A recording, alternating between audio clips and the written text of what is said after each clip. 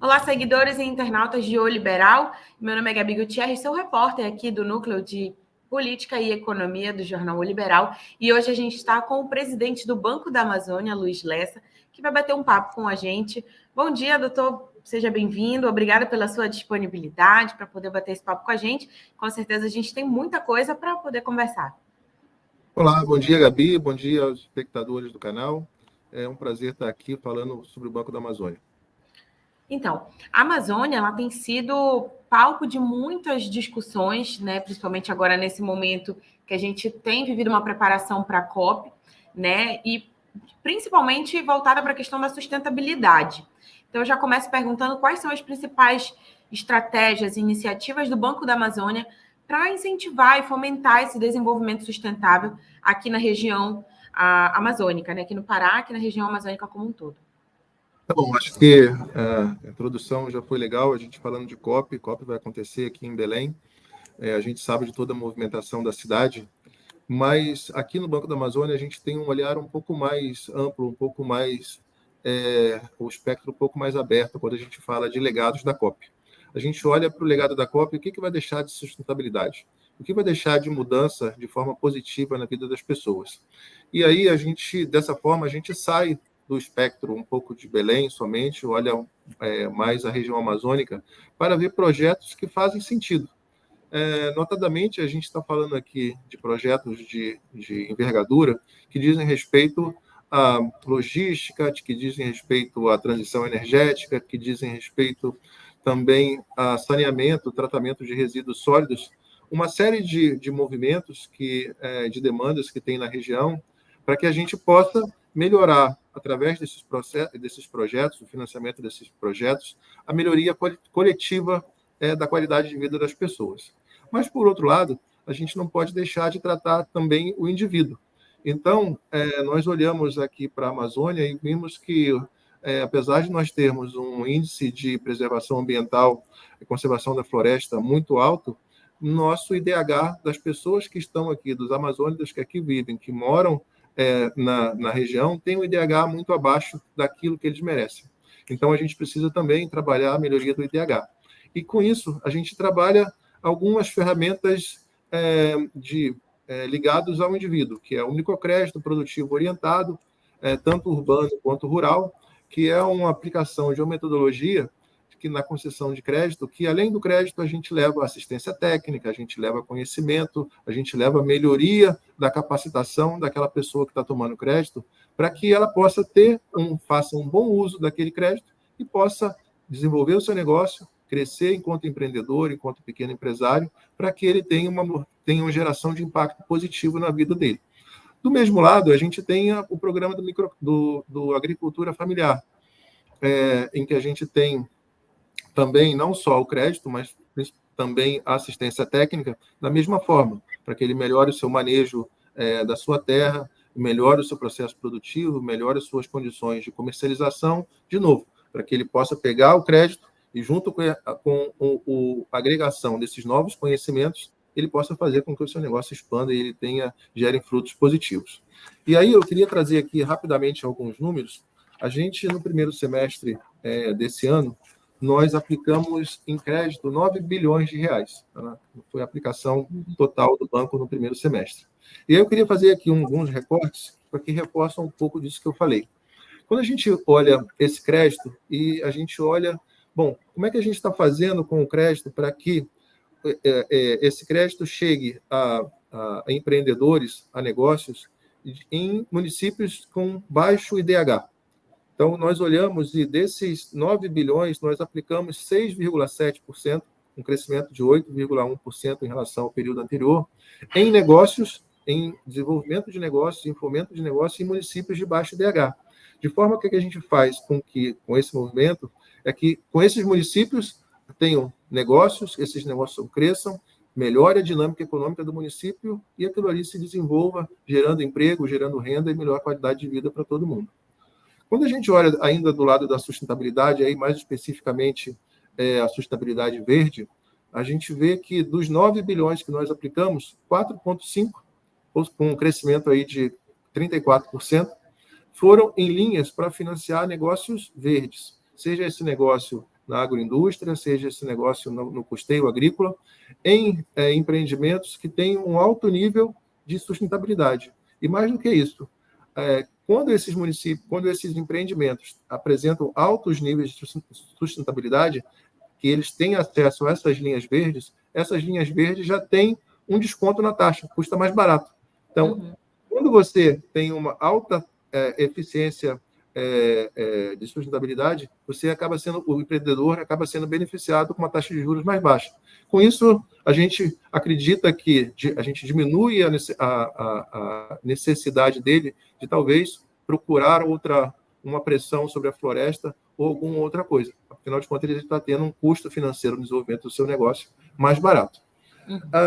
Quando a gente olha também para o público feminino, apesar dele já ser o nosso grande cliente, o empreendedorismo feminino na região norte é muito potente, cerca de 60% dos nossos créditos de Pronaf, de microcréditos, já são mulheres que tomam, mas nós criamos uma linha especial, que é o Amazônia para Elas, em que a gente já atendeu mais de 12 mil mulheres empreendedoras com essa linha de crédito no primeiro semestre. Isso representou aí 45 milhões desembolsado, um crescimento de mais de 20% em relação ao ano passado. E a mesma coisa a agricultura familiar. A agricultura familiar é para gerar negócios, gerar desenvolvimento, gerar alimentos de qualidade. E com isso nós aplicamos 590 milhões no primeiro semestre em programa da agricultura familiar, um crescimento de quase 76% em relação ao ano passado. E para finalizar, a gente também, no microcrédito, nós tivemos um crescimento expressivo, e aí nessa faixa do microcrédito é a manicure, é o vendedor de fruta, é a cabeleireira, que precisa daquele crédito de R$1.000, R$2.000, R$3.000, para dar aquele pontapé inicial no seu negócio. Nós aplicamos 160 milhões, um crescimento de 17% em relação ao ano passado.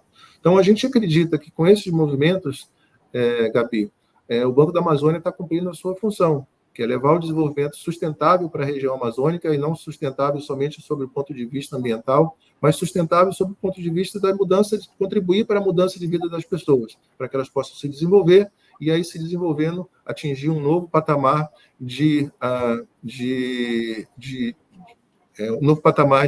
econômico nas suas vidas. Certo. O senhor falou sobre o agronegócio, né? E, assim, o senhor poderia falar um pouco mais sobre as iniciativas do Banco da Amazônia voltadas para esse segmento aqui no estado, porque a gente percebe que no interior do estado é um segmento muito forte, o agronegócio tem se fortalecido, inclusive, junto a todo esse momento que o Pará e a região norte como um todo tem vivido, e de que forma vocês vêm trabalhando também no fortalecimento desse tipo de empreendimento também. É verdade, essa sua percepção é totalmente verdadeira.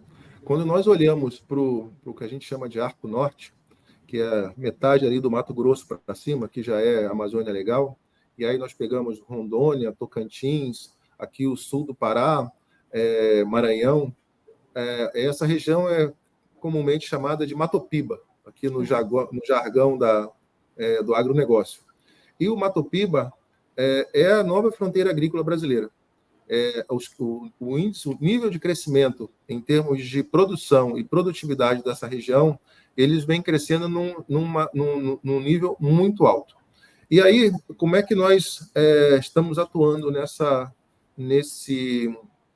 para apoiar ainda mais o desenvolvimento aqui da região norte do Matopiba? A gente precisa de investimentos, de recursos, né, para investir em armazenagem. Então, não adianta produzir o grão se não tem onde guardar, onde estocar. Nós também investimos na logística. Não adianta ter o grão, senão o grão não chega até o porto ou até a indústria que vai esmagar, que vai beneficiar. Então, todo esse investimento em infraestrutura de logística e armazenagem é onde a gente também tem apoiado bastante. Quando a gente olha especificamente recursos destinados para o agro, e aí no agro, desde o micro, do pequeno, do médio e do grande, a gente olha para o Plano Safra. Acho que o Plano Safra traz um retrato muito bom sobre isso. O Plano Safra ele começa em julho e termina em junho, então ele não tem o mesmo calendário anual, o calendário dele é diferente. Então, nós finalizamos agora em junho, 30 de junho, o calendário do ano Safra 2023-2024. Neste período, Gabi, nós tínhamos previsto um orçamento de 9,9 bilhões para apoio ao agro, desde o micro, o pequeno, o médio, o grande. E nós aplicamos 10,7, 108% daquilo que nós tínhamos orçado inicialmente. E se nós fizermos um recorte, ainda olhando um pouquinho para trás, olhando como é que foi o desempenho em relação à safra, o ano safra 2022, 2023, esse crescimento foi de 35%. Ou seja, entre o plano safra anterior e esse plano safra que terminou agora em junho, nós aumentamos o nosso desembolso, tanto em custeio quanto em investimento, em cerca de 35%. E essa é a contribuição muito forte do Banco da Amazônia para o desenvolvimento do agro, tanto do pequeno, do médio e do grande aqui na região. Para o calendário do Plano Safra 24-25, que começou em 1º de julho, nós destinamos esse crescimento aqui de recursos destinados de 11%. Por coincidência, 11 bilhões com 11%. Mas desses 11 bilhões, nós alocamos 1,3 para a agricultura familiar, ou seja, ali para o Pronaf, para o pequenininho, 5,4 para o pequeno produtor e para o médio produtor, e 4,3 já para a agricultura empresarial. Então, com isso, a gente tem aqui bastante recurso para contribuir para que o desenvolvimento agrícola da região continue aí pujante, crescendo em números impressionantes. Certo. E o senhor falou, diferenciou bem assim o microprodutor, o pequeno produtor, né? Que, enfim, tem essas diferenças, né? E agora voltando para o empreendedorismo, mais aqui nos centros urbanos, né? De que forma o Banco da Amazônia também tem se preparado ou tem feito iniciativas, criado iniciativas para poder fortalecer esses empreendedores aqui na capital, por exemplo, né? Que tem nas regiões maiores. Isso, nas regiões maiores. Então, aqui nós, de novo, nós temos... vamos começar do pequenininho. Eu sempre gosto de começar pelo pequenininho, porque o pequenininho é importante. Nós temos o programa do microcrédito produtivo orientado, tanto urbano, tanto rural. Então, o microcrédito produtivo orientado, o MPO urbano, nós vemos alocando aqui bastante, vem crescendo com bastante robustez. Ano passado, nós fizemos cerca de 330 milhões em microcrédito urbano. Este ano, Gabi, a gente já fez 161 milhões no primeiro semestre, ou seja, indica que nós estamos numa aceleração aqui rápida, um crescimento aí de 17% para a gente fazer o microcrédito chegar nas regiões urbanas. E como é que nós estamos fazendo isso? O microcrédito ele precisa ser aplicado através de uma figura chamada OCIP, de acordo com a regra do microcrédito. Essa OCIP é que vai fazer toda a identificação, vai fazer o treinamento, a qualificação dessas pessoas que vão receber o crédito e vai acompanhá-las ao longo aí de alguns anos. Quando nós chegamos aqui no ano passado, nós tínhamos cerca de 18, o que a gente chama de pontos de atendimento do microcrédito em toda a região amazônica. Muito pouco. Nós vamos fechar esse ano com 70 pontos. Ainda não é a quantidade de pontos de atendimento do microcrédito que nós gostaríamos, mas já é um crescimento muito expressivo. A gente multiplicou por quase 3 aqui a nossa capacidade de braço. E com isso, a gente acredita que o volume de microcrédito vai continuar crescendo em valores muito superiores a esse aqui que nós estamos colocando. Até porque nós temos outras previsões de expansão para o ano que vem, para o outro ano, é assim que a gente tenha o máximo de pontos possíveis de atendimento. Quando a gente olha a gente sai do microcrédito e entra no urbano, no pequeno, no MEI, naquele pequeno empreendedor, é a loja, é o magazine, é a mercadinho de secos e molhados. Esse também nós temos aqui recursos do Pronamp, que é uma linha de crédito específica para esse público, e aí nós vemos aí Para você ter uma ideia, a gente aumentou em mais de 1000% o valor alocado no primeiro semestre desse ano nessa linha destinado a esse público. E, é claro, quando a gente, falando agora já daquele empreendimento um pouco mais estruturado, já com faturamento consistente, que já tem muitos empregados, nós temos as linhas do FNO, tanto para investimento quanto para capital de giro. Então, se ele quiser fazer uma expansão, se ele quiser fazer uma obra para crescer, investir em estoque, nós temos as linhas específicas, e assim como o capital de giro, porque a gente sabe que sem capital de giro as empresas não funcionam, as empresas não crescem. Então, o banco está aqui, tem várias possibilidades de composição disso através do FNO, e aí o cliente pode ir direto numa agência, conversar com o gerente, ver o que mais lhe adequa. E, claro, a gente não pode deixar também de falar dos grandes. Para os grandes, a gente também tem linhas especiais, tanto para a indústria quanto para o comércio, e também, aí falando especificamente de COP, falando de Belém, a gente tem recursos para o setor de turismo, para que a gente esteja bem preparado para que faça bonito aqui na COP 2030, na COP 30 de 2025. Com certeza. E assim, o senhor falou nós falamos aqui sobre vários aspectos, né? A gente falou do rural, trouxe para cá, para a capital, para o centro urbano. Falamos também, agora, por último, um pouquinho sobre o turismo. E aí eu lhe pergunto, quais são os principais, eu não sei se seria desafios, né? Mas vou usar essa palavra. Quais o senhor considera os maiores desafios de tentar unificar, né, de tentar igualar esse apoio para todos, esse suporte, né, para todos esses segmentos? O primeiro desafio é dinheiro, né? As demandas são muito superiores à capacidade de atendimento. Vou dar aqui alguns números. Por exemplo, eu tive ontem mesmo eu estava em Brasília, lá no Palácio do Planalto, no lançamento da Nova Indústria Brasil, e uma das coisas que eu coloquei lá, da região norte, é a necessidade de investimento em infraestrutura. A necessidade de investimento aqui em infraestrutura é fortíssima, não só de infraestrutura de energia, de transmissão, de transporte, de armazenagem, portos, aeroportos, enfim, mas também a infraestrutura para dar suporte à produção agrícola. Nós temos aqui demandas que já passaram, que nós identificamos, projetos que são 3 vezes o nosso orçamento. Então, nós estamos discutindo como é que nós fazemos para suprir essa demanda, né? Então, nós temos aqui, nós estamos analisando captação de mais recursos aqui, de recursos externos de longo prazo. Notadamente, nós estamos aí já finalmente para assinar com a Agência Francesa de Desenvolvimento, além de outros organismos multilaterais que estamos conversando. Estamos estreitando muito a parceria lá com o BNDES, lá com o Mercadante, para que o BNDES também esteja em parceria conosco aqui nesses investimentos de maior vulto, assim como com a Sudan, para o fortalecimento do Fundo de Desenvolvimento da Amazônia, que ele precisa também de ser robustecido com mais investimentos para que a gente possa tirar esse gap de infraestrutura que aqui a região amazônica tem.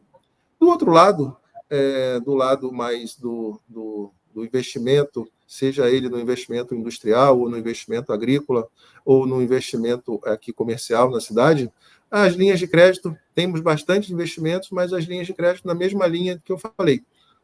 Temos os nossos fundings, temos os nossos recursos, mas também estamos procurando trazer mais recursos para que a gente tenha mais capacidade de alocação de crédito nesses segmentos também.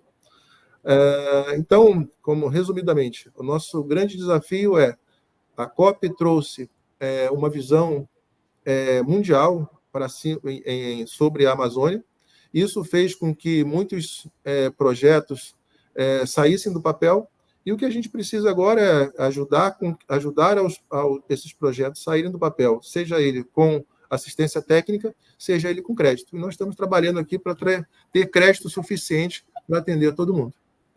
Com certeza. E você falou sobre essa parceria, né, com a Agência Francesa de Desenvolvimento. O que o senhor pode falar um pouquinho sobre essa parceria realmente com eles, que com certeza deve agregar bastante aí nesse sentido da bioeconomia e da sustentabilidade, né? Exato.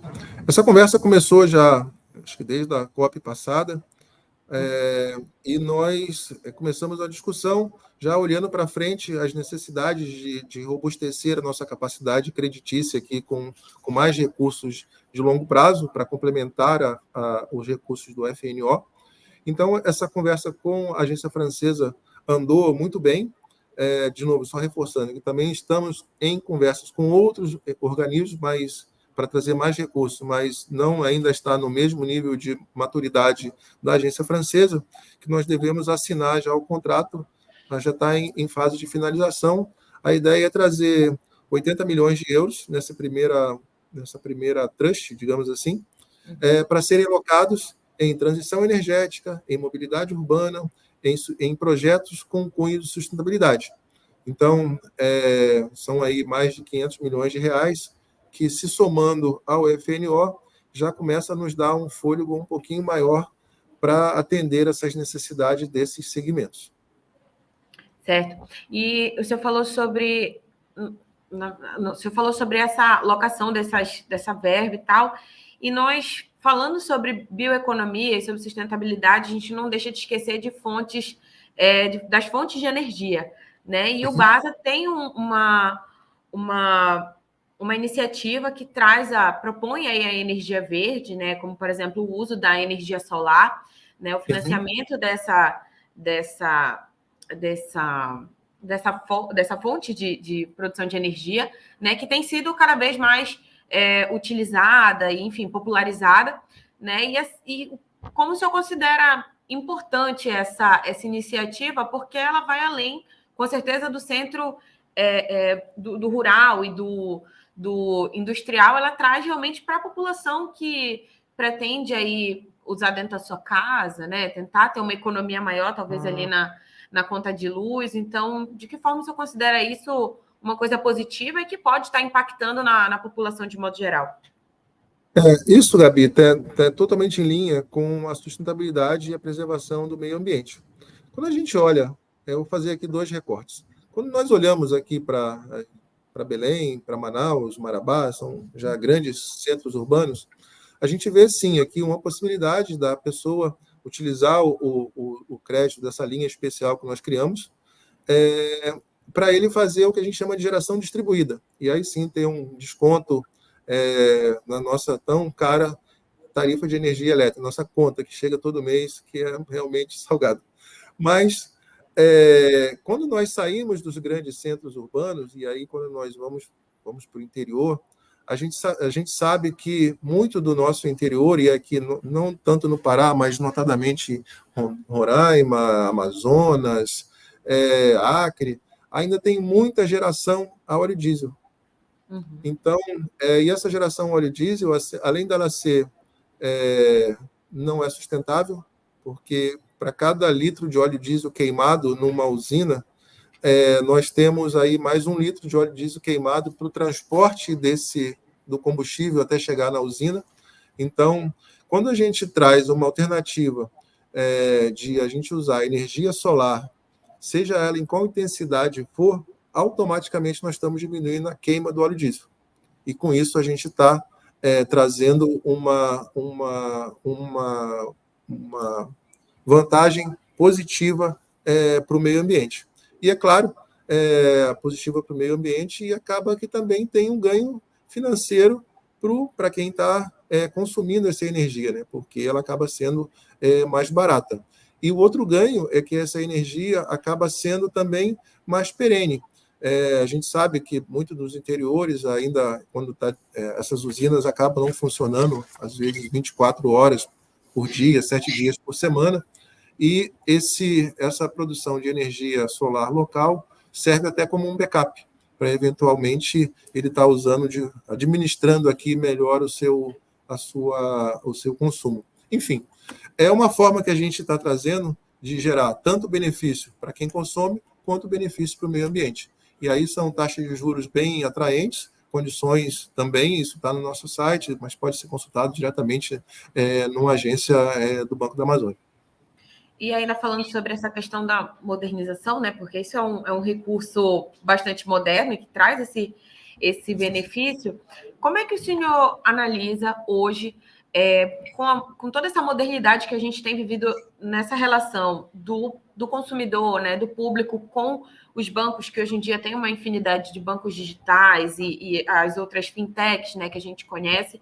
Como é que o senhor acha que o Banco da Amazônia tem se preparado e tem tem evoluído hoje para tentar, lógico que não são iguais, mas tentar igualar o seu serviço ao desses bancos digitais, que hoje em dia, para muita gente, ainda, enfim, é desconhecido esse serviço, né? Como é que o senhor vê a relação do Banco da Amazônia com esses avanços tecnológicos? Não, muito boa a sua pergunta, Gabi. Tem uma oportunidade da gente falar, a gente está falando muito para fora, né, o que a gente faz para o cliente, mas é uma oportunidade da gente falar o que nós estamos fazendo internamente. Nós chegamos aqui no ano passado e com uma missão muito clara de fazer uma transformação no Banco da Amazônia, de fazer uma modernização do Banco da Amazônia, para que ele possa oferecer um serviço reconhecidamente de qualidade à população. E para isso, a gente começou aqui um negócio chamado Programa de Transformação. Foi um planejamento que nós fizemos, começou no final do ano passado e aprovamos todo o seu desenrolar agora no primeiro trimestre e estamos começando a aplicá-lo. É um programa de 2 anos divididos em entregáveis a cada 6 meses. O que nós estamos tratando aqui dentro? Primeiro, a gente está olhando a nossa capacidade de servir. Como é que está a nossa capacidade de servir? E hoje, basicamente, o Banco da Amazônia serve a população via sua rede de agências. E, apesar de termos uma rede de agência pequena, ela representa somente 9% de toda a rede de agências da região norte, essa rede de agência é responsável por 46% de todo o crédito de fomento que é feito na região norte. Então, é uma rede pequena, mas muito atuante, muito importante. Mas ela não é suficiente. A gente sabe, como você falou, que dada a modernidade, se nós formos olhar para os outros bancos, temos que ter um approach com o nosso cliente de multicanalidade, que ele possa se relacionar com o banco por diversos canais e não somente pela agência física, que você tem que ir lá, tem toda uma questão de deslocamento, não nas capitais, mas no interior, o deslocamento não é lá muito simples, a gente sabe que às vezes são dias de barco para ir, para voltar, e são caros, enfim. Então, a gente tem que investir em multicanalidade. O que é isso, multicanalidade? A gente precisa ter canais que complementem esse atendimento da rede de agências. Então, o primeiro deles, a gente está falando de correspondente bancário. Correspondente bancário é a lojinha que você pode ir, é a lotérica, é o posto de gasolina, que você pode pagar suas contas, pode sacar dinheiro, enfim. Ou um correspondente bancário que ele possa te levar assistência creditícia também, você possa lá tomar um crédito, enfim, nós estamos investindo fortemente na criação de uma rede de correspondente bancário, tanto para serviços financeiros, quanto para a questão do pagamento e recebimento de recursos. Então, nós já assinamos o primeiro convênio com a Caixa Econômica, já as lotéricas vão poder estar começando a cumprir esse papel, mas não se restringe somente às lotéricas. Lotérica é só o início. A gente quer ter uma rede de correspondente bancário robusta, grande, para a gente levar essa presença, esse atendimento a todos os municípios aqui da nossa região.